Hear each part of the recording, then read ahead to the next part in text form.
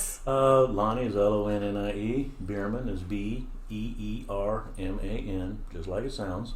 Nice. An interesting name to grow up with. And Lonnie Beerman is the author of Tears of the Phoenix. And it's a wonderful book, being that you're a new author. You already got the gold medal award, which is actually very impressive. Well, I wrote it back in between 2010 and 2011, and in 2012 I entered it in the Miami International Book Festival, and I won the gold medal in general fiction. I've been told, I haven't verified, but I've been told that I actually beat James Patterson in that category. So it must be an amazing read. Can you tell me a little bit about it? A little bit about where you got your ideas to write the book and how it came about? Well, I tend to write from the end to the beginning, and I had this image of, this person in this particular situation, but I don't like non sequiturs and empty spots. So I thought, what made this person come to this point in his life to be this, in this situation? And I realized, well, it had to have started when he was a child. So that's where I went back to.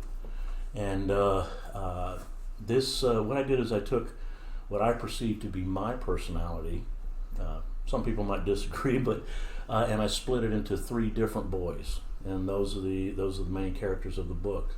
One boy exemplifies my sense of self-doubt and not feeling accepted. Another boy expresses or shows my spiritual side, and then the other one is just basically trying to figure out where he fits in life. And you come from a very interesting perspective, because it looks like you've lived a lot. And you've lived a lot through the eyes of your father as well. From what I see, you are an Army Master General. No, my father was an Army Master Sergeant. Your father was an Army Master General. I was born and raised on military bases. So you got to see a lot of things, and I believe that your book deals so realistic with so many of the issues that we deal with today, such as sexual orientation issues, religious awakenings, bullying, death and disease, loneliness, abusive parenting, family against. But most of all, you emphasize on the friendship that transcends all boundaries. Yeah, it's because true friendship does. I mean, it will carry you through the rough spots. And I will say that a large portion of this, probably 80% give or take, is based on actual events that happened to either me, my family, or someone that we knew. So I was able to take a lot of different experiences, real life experiences, and cobble them together into a tale. And it's from the viewpoints of the challenges of a boy coming of age, coming into manhood, trying to understand, and the challenges that they deal with, which a lot of kids are kind of lost. That's true. And at that age, I was kind of lost. I get that. And it, it's me reaching back into what I was and where I've been, and maybe looking forward to what I'd like to be. At the beginning of the story, these are lost and disconnected boys, but by the end of the story, they're solid people. They're good friends. They are facing life with courage and with confidence that they didn't have before. That's so needed. That's so needed. It's a great thing that you're doing, because I would definitely recommend. I have a 14-year-old son. I would get this for my son. I have an 11-year-old daughter. Doesn't hurt for her to know what's going on. Well, this actually deals with parental relationships with the sons, the mothers and the fathers, how they're relating. I mean, one of the fathers is present but absent. Another father is abusive and violent. And another father isn't even there. Because not everybody has the same parents, but they all together succeeded. Right. And that's the beauty about life, that it doesn't matter where you start off with or who do you start off with, but sometimes if we have each other, given the right circumstances, God cares enough to show us the way. That's yeah. absolutely right. Well, I will tell you this, and she can tell you, she can verify it. There were several times when I would go in and sit down, I really wouldn't know what I was going to be, where I was going to be going, and I start typing. Next thing you know, I mean, it might be 7 or 8 in the evening. Next thing you know, I look up at the clock and it's like 3 in the morning, and I've knocked out 20 pages, and I have no idea where they came from. I reread them, and I choke myself up. You were just driven. No reader's block. No reader's block at all. Right. Providential. I think, at the risk of sounding, Sometimes what's I meant to feel be is a meant lot of to it be. was inspired. I get that. I was inspired to write my book in the same way, though. I would get up with an alarm clock at 3 o'clock in the morning, and then write until everybody woke up around 6:30.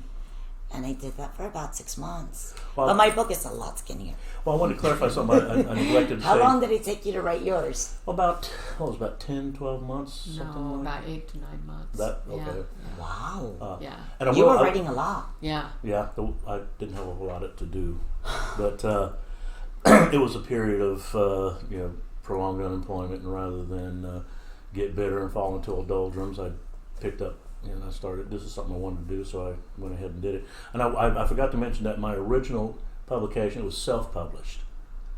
And that's why it kind of languished, no real marketing or anything else like that. But I recently met my new publisher, and this is the product of what I we're would putting hope so, out. with the gold medal being your first book. That's Yeah. amazing. I encourage you to do more. I'm working on a sequel, and I do have a bunch of other stories running around in my head to put down. This writing is actually what I feel my calling is. Is what I've always. It's always been natural and easy for me. Even when I was a little kid, I'd write little stories. I'd write them on pages and staple them together, make my own little books, that kind of stuff like that. So. But that's amazing that through hardship, you having lost your job, you found your purpose, and that's amazing. But this book is really, really great. I can't get my son to read, but something like this that is so realistic, and it deals with today's life so much. It's so needed, and I would recommend it for any teenager, even millennials. Yeah. Because these things we all deal with. There's a lot of parental introspection in this as well. Oh, so it gives parental advice as well. Not in the form of advice, as in without giving too much. One of the fathers wonders if it's too late for him to fix the relationship with his son. The morale of no wasting time. And the time is like, precious. I've been here, I've watched him, but what have I missed? And I'm not going to miss anything more. That kind of stuff. And it's never too late to do the right thing. Exactly. It's never too late. Absolutely, and it also deals with a lot of bullying and bullying was actually the issue. Bullying was actually the opening issue. Not necessarily. I guess one of the boys' issues with his father was the actual opening, but then it went right away into where the bullying became front and center, and the motivating event that brought these boys together. A lot of kids are dealing with bullying. Even my own daughter, who's in Catholic school, I couldn't believe one of the things her friends said when she was angry. And I think it's just a matter of teaching values to our kids, having more morale in the world, having a little bit more of God in our lives. I know that I went through an era where I forgot to pray every day. I grew up with that. You have to pray every day. How many parents tell our kids that these days? They don't. And this book really relates to a lot of current issues with relationship, bullying, a lot of... Yeah, it actually does address a lot of the current hot button issues in context of 1960 to 1970 era. Okay. The attitudes, and I deliberately did that because some of the things that it deals with were swept under the carpet or just kind of brushed off back then. Polite company doesn't talk about those kind of things. Is it much different than today? Yes. Back then there were things that you just didn't talk about. One of the issues, again, without giving too much away, is breast cancer. Back then, they didn't talk about it. Now they talk about everything. Now you have pink ribbons, and that's great. These things should be out in the open. They should be talking about these kind of things. Communication is so important. Exactly. Now they swept a lot under the carpet back then. Well, the good news is that people are now reading, and there's a lot more transparency and a lot more awareness. So this hush hush is not going to happen anymore. No, and this is a way of, this is my way of putting out the message that you're not going to fix anything unless you face it head on. It's not going to correct itself, and you can't stand by and wait for somebody else to correct it for you. You're the only one that's going to help yourself best. Now, one last look. I go in detail to describe a farm in this book. Well, that's my grandparents' farm, and I wanted to capture forever the snapshot of their farm in my brain.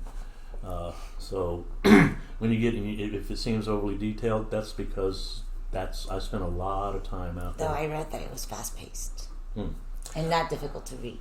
Well, no, and I have to say I'm so proud of him for publishing his first book, and it's he shows a great talent in bringing how people feel in a sense that is very relatable, and it touches every reader's heart. So that's amazing. I've been told I should put a warning label so keep tissues handy. That's right. It does say it'll bring you to tears. Yes. So I'm very proud of him. I go in detail to describe a farm in this book. Well, that's my grandparents' farm, and I wanted to capture forever the snapshot of their farm in my brain.